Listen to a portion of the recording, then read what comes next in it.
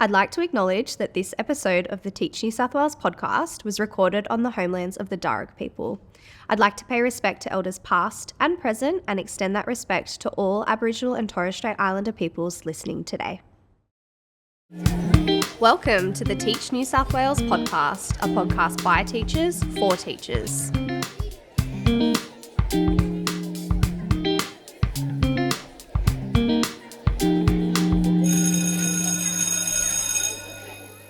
Hello, everyone, and welcome back to the Teach New South Wales podcast. It is myself, Shannon, and my co-host, Siobhan, joining you yet again for another episode on the couch. Hello. Today, we are really excited. We are joined by Matt, who is a Deputy Principal, Inclusion and Support in a New South Wales public school on Darug land. So thank you so much, Matt, for joining us on the couch. Oh, thanks for having me. You're so welcome. He's here today to speak to us about his journey into inclusive education and the importance of upholding an equity lens for your students. So let's jump right in. I'll hand over to Siobhan. Yes, Matt, we like to warm up our guests a little bit with a few icebreakers. Ooh. So I've prepared a few for you. The first is, if you could go to dinner with any influential person, dead or alive, who would it be and why? Oh, Mm. I'll just go like Obama. Yeah. I think that would nice. be an interesting experience. Pick his brain a little bit. Are you inviting Michelle too? Are we going a 2 for 1? Yeah. I think so. Okay. Do you have a hobby or special interest going at the moment? Or if not, one that you would like to start? I do love a good coin collecting. Ooh. Yeah. wow. So Okay. like whether it's like looking for special, ones in your change. Yeah, paying by cash to get the, maybe coloured $2 coin here and there. That's Right. a bit of excitement. But then there's also, a whole range of, older ones to find and look at as well. So Excellent. You reminded me. Interesting. I had a coin malfunction recently, but it came like 50 of the coins with the current king on there. So I was like, this is a win, surely. yeah. I don't even think I've seen that in real life. Have you got a king coin? Oh, I've got quite a few, but yeah. Duh. Too many probably, but yeah.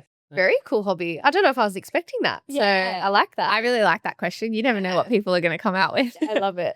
Well, let's jump straight into it, Matt. I was wondering if you could tell us a little bit about your journey into teaching and how you came to choosing the pathway of teaching in general. I didn't go straight into teaching, a teaching degree straight out of high school. What I did was psychology because I've grown up in a household with my mum, a very dedicated teacher. So she was an assistant principal at a primary school while I was going through high school, and then was a teaching principal after that. And so, for years and years, she was, always happy with what we chose, but always telling me, my brother and sister, probably don't go into teaching. It's a lot of work. There's other things out there that you might find joy in. I went for psychology. My older brother went and did a history degree, and my eldest sister went and did speech pathology. So now we're all teachers. Naturally. Of course. So we kind of tried to steer away a little bit, but undoubtedly the draw was too powerful. Your mum raised her own little staff room, didn't she?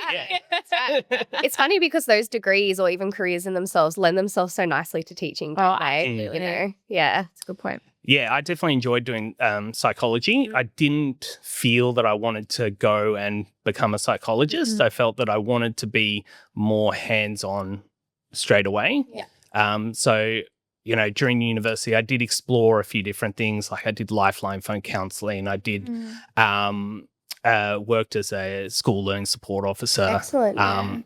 It was actually through that I decided, this is where I'm at. This is I for me. want to do teaching. I love this hands-on. I love having students, in front of me that I can work with. I can see them achieve. So that's undoubtedly how I ended up deciding to do a teaching degree.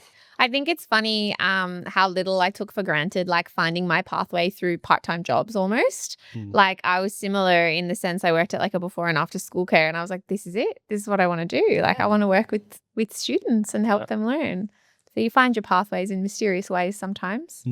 And then so you went into teaching, but you found yourself throughout your career in the special and inclusive learning environments. What did that journey look like for you from psychology into those kind of classrooms? When I was at uni, I did some work as teacher's aide, school loan support officer, SLSO, at a independent school. And so working with some students with some high level needs, intellectual disabilities, autism.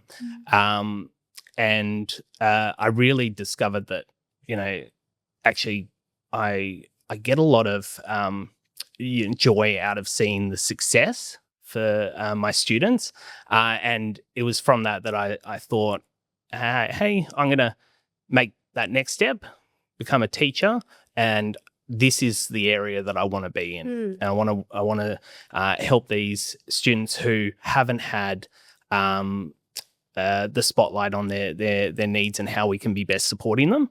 And so that's something that really drives me. How can I, help build this as not only my career, but also the career that other people want, so that we can, really strengthen this area of education. Yeah, it's nice. You mentioned just previously you were driven by seeing students achieve. What does achievement look like in that context for you? For many, there's, markers of achievement in terms of marks or, rankings or things like that. But to you, what does achievement actually look like in that context? Yeah.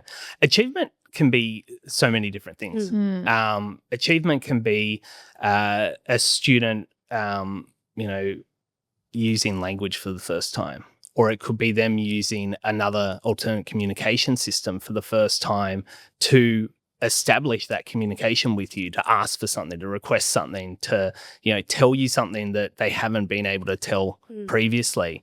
It could be them achieving other goals like, writing their name and then the joy on their face that they've been able to write their name, all the way up to them, saying that they've made a friend in the playground, or that they've been successful in athletics, in a sporting event, or in any of their academic achievements that they're proud of as well. So it can be anything. Correct. It can be the smallest thing, it can be the biggest thing. It can be that step saying, I've finished year 6, I'm ready to go to high school, running through that tunnel. Yeah, and I would say to particularly our pre-service or early career teachers, get yourself into different learning environments, because for me, I actually remember on my very first placement, it was an observation placement.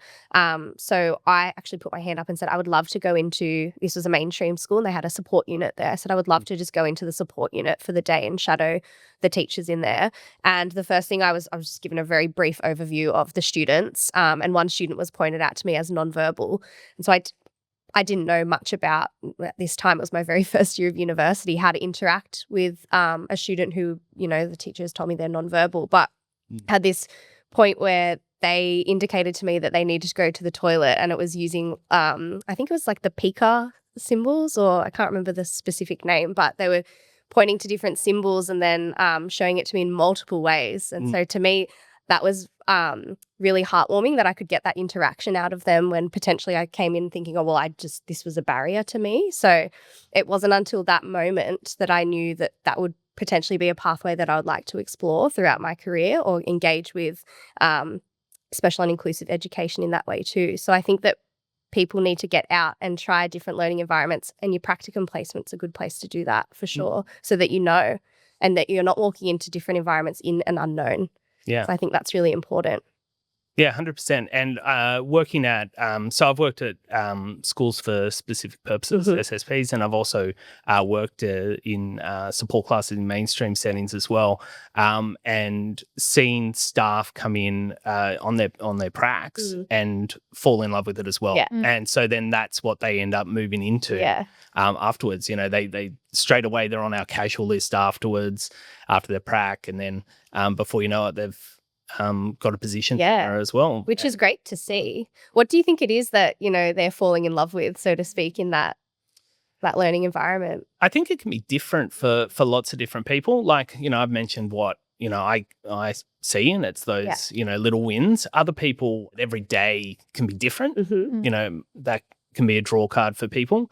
It can be that, some people can think creatively about how to change and create access to different curriculum areas. And that can be something that, people find really rewarding, working out a way to how can I help this student engage with this part of the curriculum. So I think a lot of people get that out of it as well. Yeah. Definitely. There's been like a trend with your answers. You've talked about achievement for your students. I'm thinking back to when I was at university, and for one of my units, I had to do sort of a topic on my teaching philosophy. And I think for me back then, it was hard because I'd only had snippets in the classroom on my professional experiences. And I feel like my teaching philosophy really started to develop and I suppose like formulate more so in my first couple of years. So I'd like to hear about whether, going from your teaching degree into the classroom in your first couple of years, did your ideas around your ethos shift or change or evolve, or what did that look like for you? It's probably changed quite a bit. If I think back to my early days as a teacher, I've definitely incorporated more things in terms of communication. I feel like enabling communication is probably one of my core values around teaching. What that looks like can be very different for our students. I've always had high expectations, but understanding what that looks like across the range of needs and across school settings has definitely changed over the years that I've been teaching in those different settings as well. So I'd say it hasn't necessarily shifted too much that, I want the best for my students. I want my students to achieve. I want them to be able to be happy. I want them to be able to, tell someone what they want. I want them to be able to advocate for themselves. And they're all things that teaching and achievements and, that's how we open those doors. I don't think it's necessarily shifted too far from that core, but it's definitely had added layers. Yeah, definitely. And now that you're in this sort of leadership position, how do you share that almost like that equity lens or your sort of own personal philosophy of student advocacy with potentially your early career or pre-service teachers? I guess it kind of goes back to what you were saying. The best way is to invite them into classes and the best way is to show them what it looks like. And, kind of going back to what you said, our pre-service teachers, it's really good also for anyone in any stage of their career to visit other classes and to visit other settings as well, because it opens your eyes to how you can support students in your own class based on what these teachers are putting in place. And I know any teacher I know is happy to share because they want the best for not only their students in their class, but any student who needs that support across the system as well. So, moving into my new role, I'm really excited about being able to show that to a whole new school as well. But also, definitely, opening doors to other schools. I'd invite anyone from other schools to come visit, to learn, to see.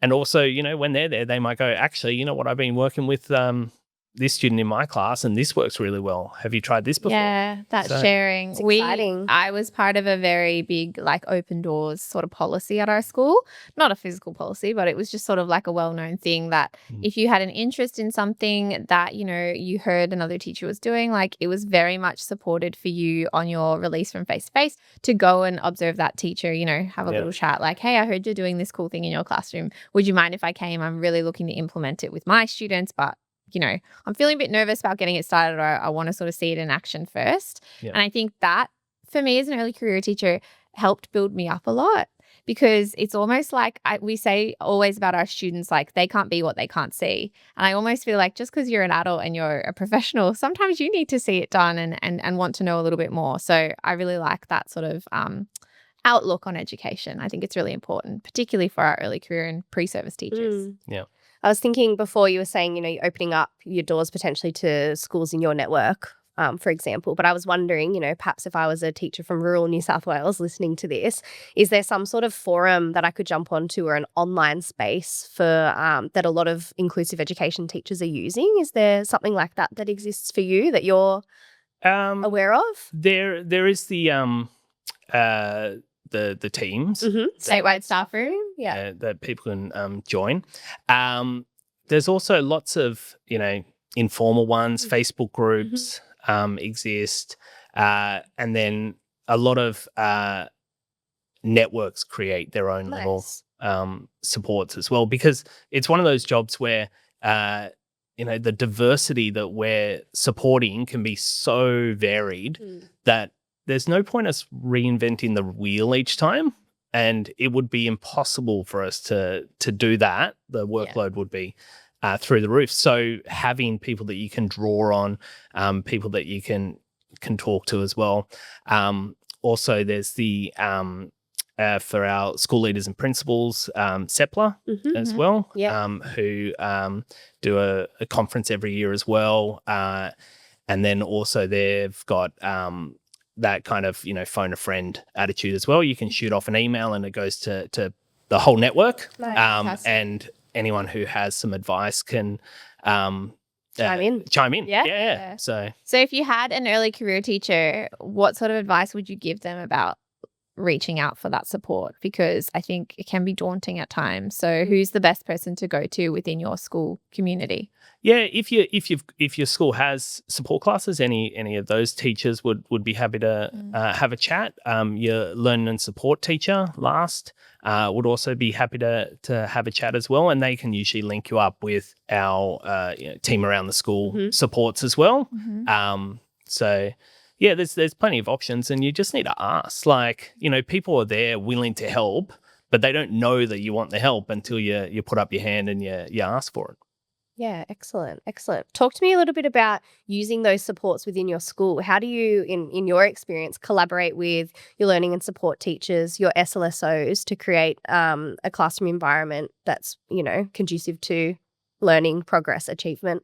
It kind of goes back to individual need. So what's the individual need of the student? What's the individual need of the school learning support officer? What's the individual need of the teacher? Drilling down to what can we put in place to support them at each of those levels. Nice. So the best way is reach out, have someone come observe. They might come observe the student, your interactions.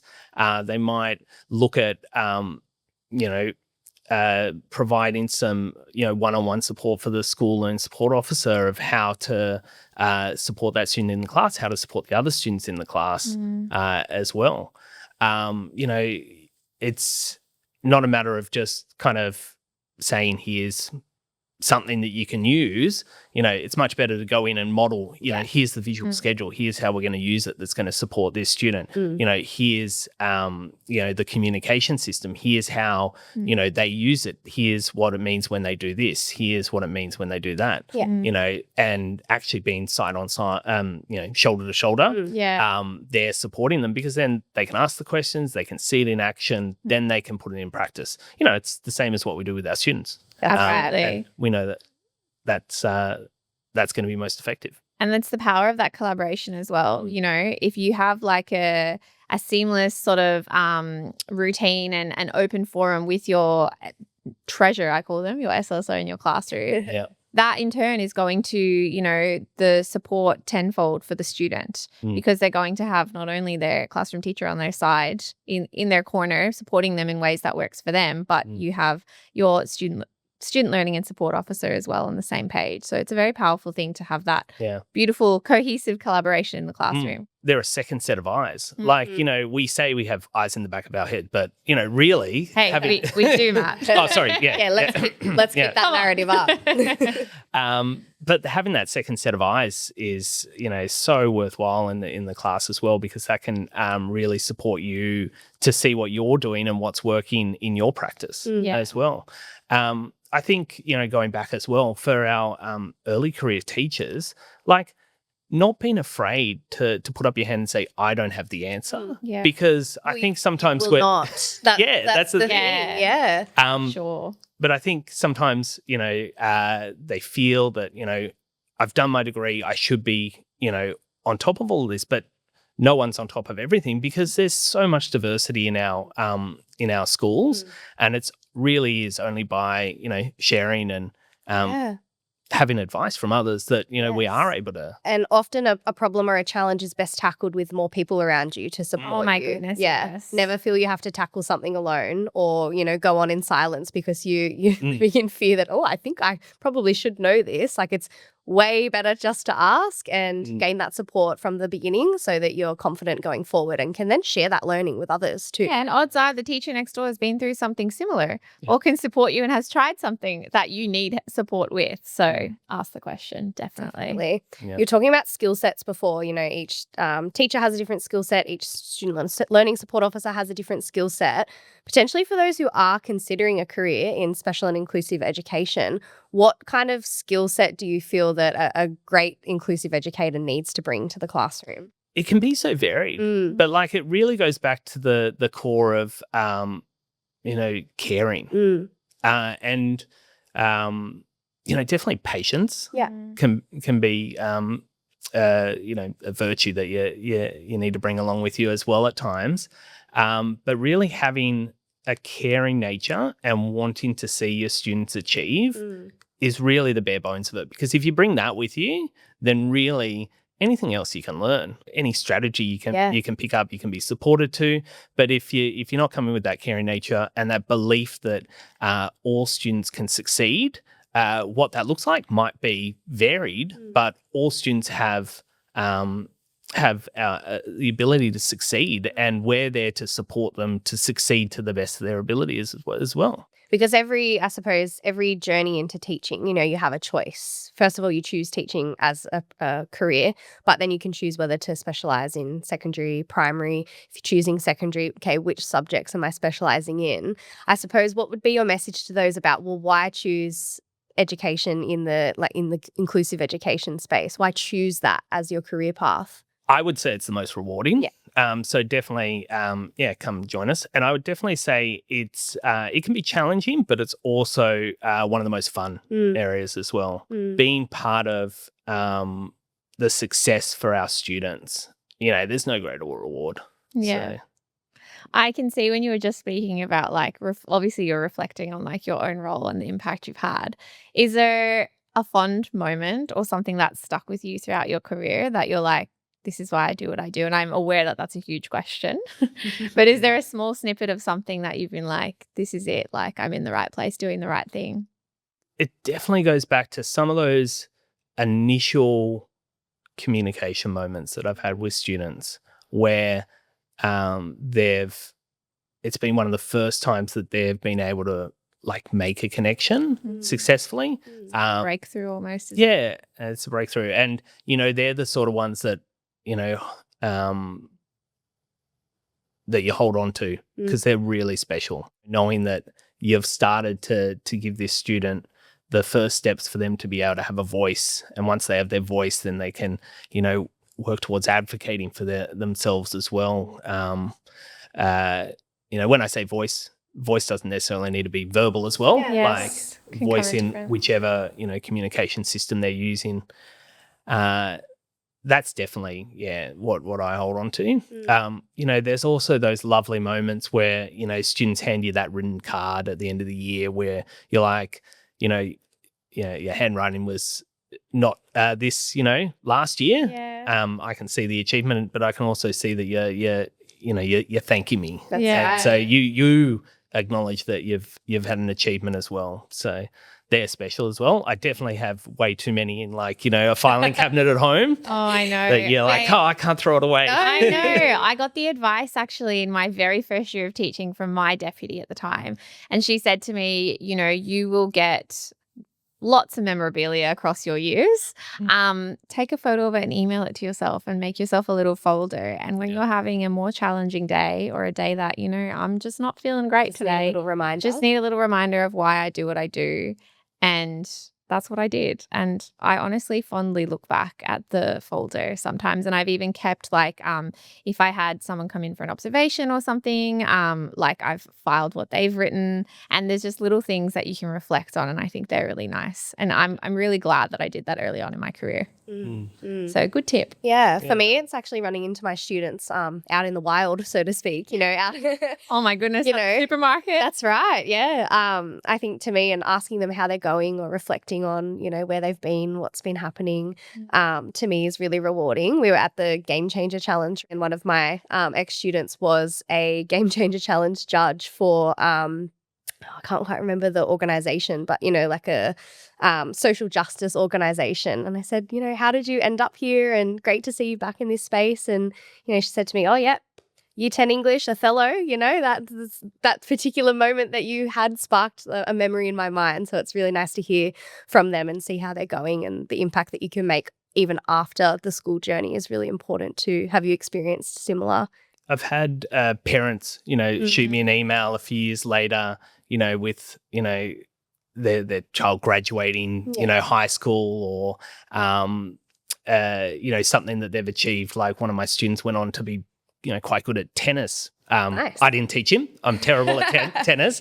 Can't claim victory for that. I'm but sure there would have been some hand-eye coordination happening in your classroom. So yeah. And potentially foundational skills. Potentially the mindset that they're bringing into the game of tennis. The grit, yeah. That as well. Yeah. Okay, I'm going to claim that then. We'll give it to you, Matt.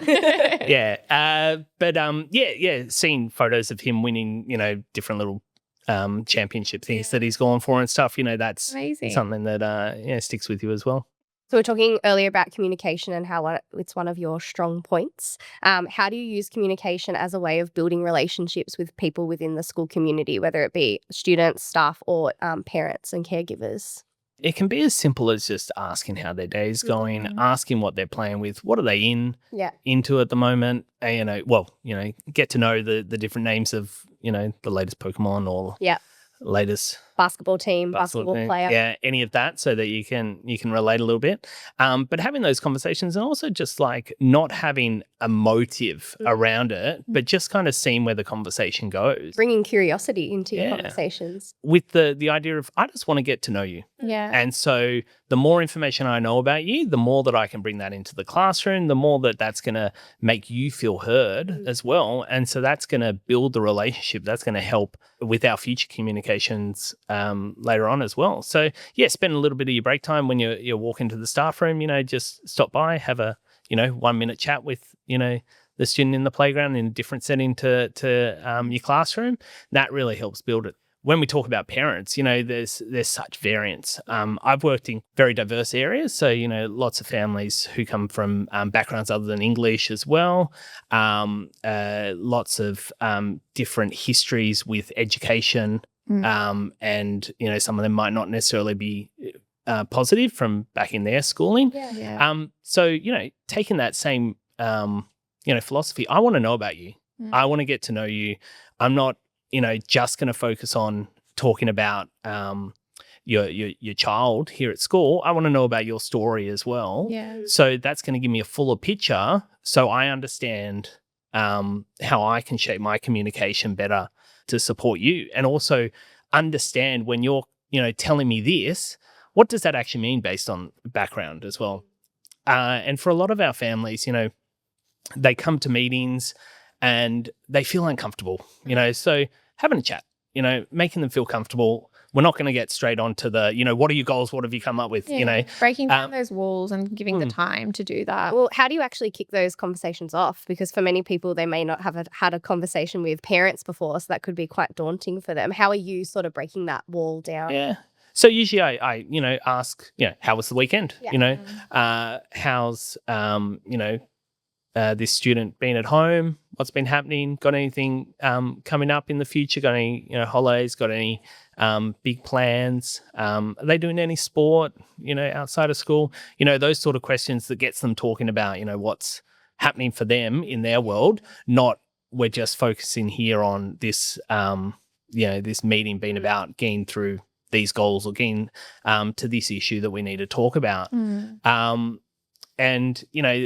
pick up, drop off, having those chats as well. talking about how their day was, something funny that they said, to kind of like give an idea that, I'm not going to come talk to you just when I need something or just when something's an issue. And, understanding their cultural background is really important as well.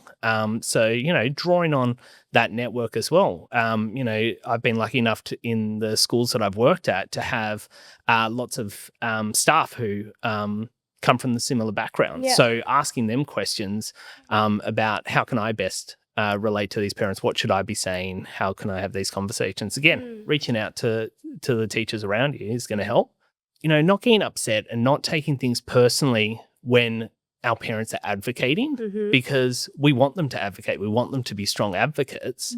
Understanding that there's a time and a place, and they're, in our meetings, we expect certain, behaviors and professionalism from our parents as well. Understanding that, when a parent might get upset or might say something a certain way, it's because they care about their child. Absolutely. And we want them to be advocates. We want them to be telling us, what they want for their children and what they see being right coming through.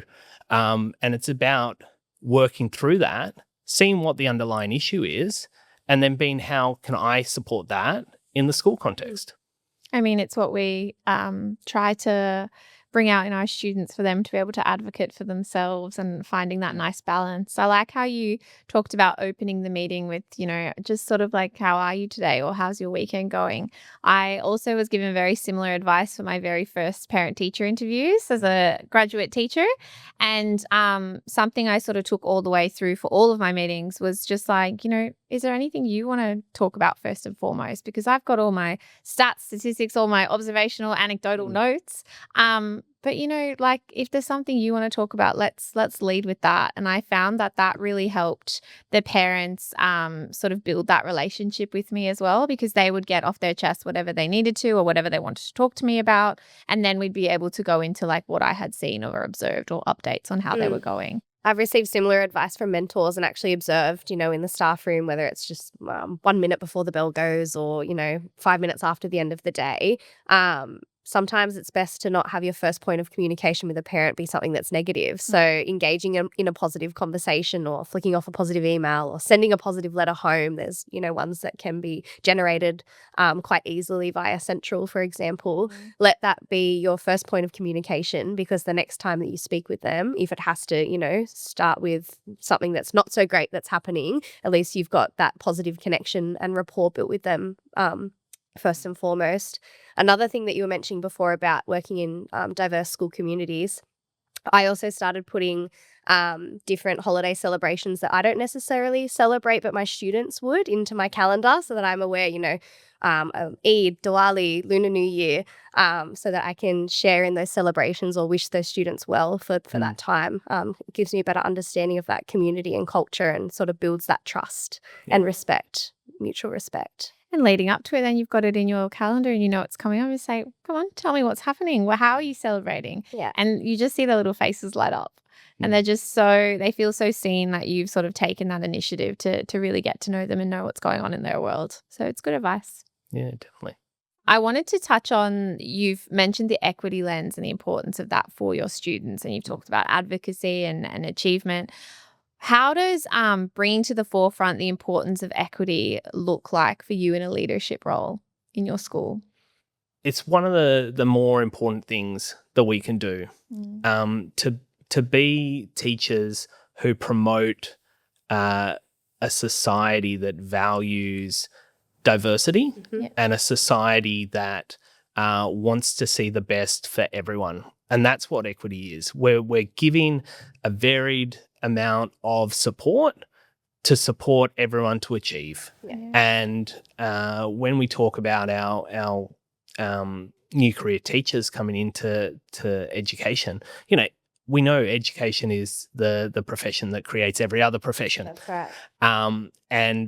But it's also the profession that, these are our students in society who are learning what society is and learning what's important and valued for society, and we want them to value diversity. We want them to value what other people can bring to our community. And it's not just a cookie cutter mold. It is a wide range of people, personalities that we want to see in our society, and education's the way that we can promote that in our classes, in our schools, and going forward.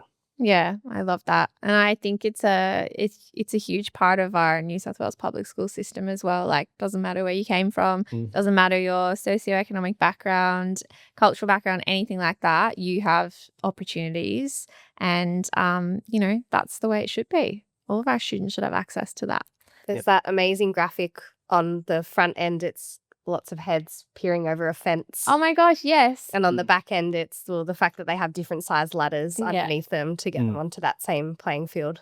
To me, that just sums it up, right? I've shared that with my students. We did a lesson on perspective when we were reading one of our novels, and I used that image to showcase equity. And yeah, it's really important. The image I love that kind of goes along with that as well is when we talk about inclusion, and so getting rid of the fence. Yeah, there you go. I love that. The simple change. We don't need to bring boxes anymore. Right. That's right. Everyone can see. Yeah. So perfect. I love that. Matt, we really like to ask this question of our guests, and I suppose it's around your legacy. What lasting impression, memory do you want to leave for your students walking away from your classroom? Yeah, I think it goes back to a lot of what I've said, which is I love supporting students to have a voice. So I want students to walk away from my class thinking I was heard, I was listened to, and my hopes and dreams were supported throughout my schooling. So yeah. Fantastic. Well, thank you so much for joining us today on this episode of the Teach New South Wales podcast. Thank you again to Matt for joining us. It's been such a pleasure having you here, and thank you for giving us an insight into your journey and your philosophy. It's been really inspiring, so thank you for sharing your story. Thanks for having me. Until next time, we'll catch you on the next episode of the Teach New South Wales podcast. Bye-bye. Bye. Thank you for tuning in to the Teach New South Wales podcast, where we explore the dynamic world of education. Don't forget to follow, like, and subscribe to be notified when new episodes become available. You can find us on social media via our handle @TeachNewSouthWales. Until next time, keep learning, keep teaching, and keep making a difference. This podcast is produced by the Teach New South Wales team from the New South Wales Department of Education.